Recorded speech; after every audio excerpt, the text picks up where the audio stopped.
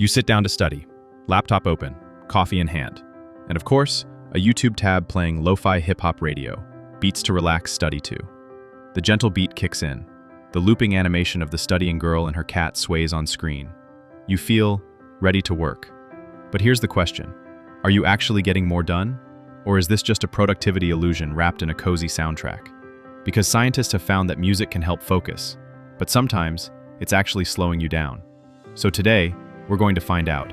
Is lo-fi your secret focus hack, or a vibe trap that's tricking your brain? In this video, we're taking a deep dive into the psychology, neuroscience, and even history behind lo-fi beats. We'll explore why your brain responds to them, when they really help, when they hurt, and how to make them work for you instead of against you. By the end, you'll know exactly when to press play, and when to work in silence. So, let's start with the basics. Lo-fi literally means low fidelity, sound that's imperfect. You know, a little hiss, a vinyl crackle, maybe some static in the background. Back in the day, it was just a limitation of old recording equipment. But now, it's a deliberate aesthetic. Modern lo-fi beats usually sound like this. Soft drum loops, warm, gentle melodies, repetition without big surprises, ambient noise, like rain, cafe chatter, or that subtle tape hiss.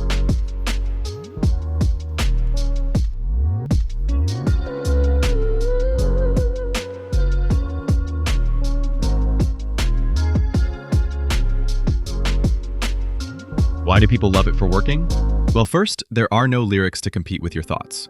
Second, the predictable rhythm keeps a steady mental pace. And third, those warm tones trigger a comforting, safe feeling without demanding your full attention. In other words, it's music designed to stay out of the way. And that's exactly why so many people swear by it. But to understand why lo-fi feels so good when you're working, we need to peek inside the brain. When you listen to music, your auditory cortex processes the sound. Your prefrontal cortex handles planning and attention, and your brain's dopamine system rewards you for hearing something enjoyable. A famous 2010 Stanford study found that music with moderate complexity helps your brain predict patterns, and that prediction process boosts focus. Too simple and you get bored. Too complex and you get distracted. Lo-fi sits right in that sweet spot. Enough variation to keep you awake, but not so much that you stop writing your essay to air drum the chorus. But here's the catch.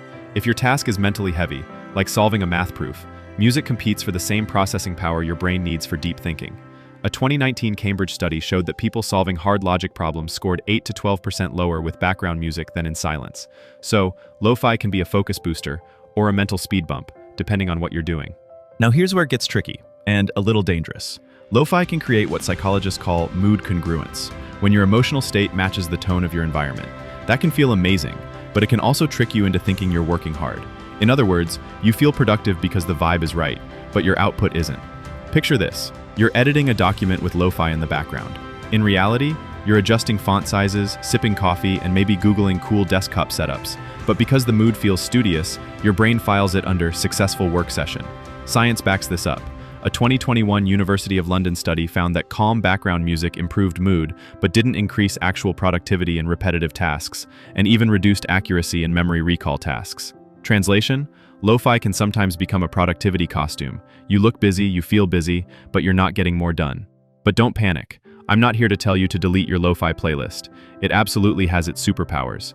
Lo-fi works best when 1. Your tasks are mechanical or repetitive, like data entry, photo editing, or cleaning.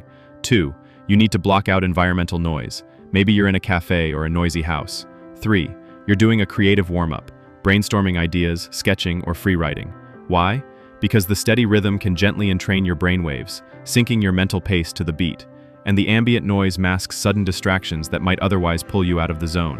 One 2017 study in psychomusicology found that low-intensity background music improved typing speed by 7% for routine tasks, without increasing mistakes. So for certain work, lo-fi is like the perfect pair of noise-canceling headphones, with a beat. Okay, so how do we make sure we're using lo-fi as a tool, not a trap? Here's the lo-fi productivity protocol. First, match tempo to task, 60 to 70 beats per minute, reading or light writing and 90 to 110 BPM, cleaning, repetitive design work, light coding.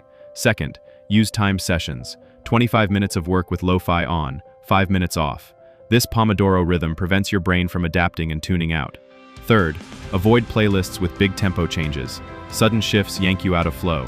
Fourth, go silent for deep work. For intense problem solving, save the music for warm-up or winding down. Fifth, Pair environment with sound. Train your brain that this playlist means focus time. It becomes a mental trigger. Follow these rules and you can keep the vibe without falling into the trap. Lo-fi beats are like coffee. A little bit sharpens your mind. The right setting boosts mood and flow. But too much or at the wrong time, and you're just sipping vibes instead of getting work done. The science says, best for low complexity, repetitive, or creative prep tasks.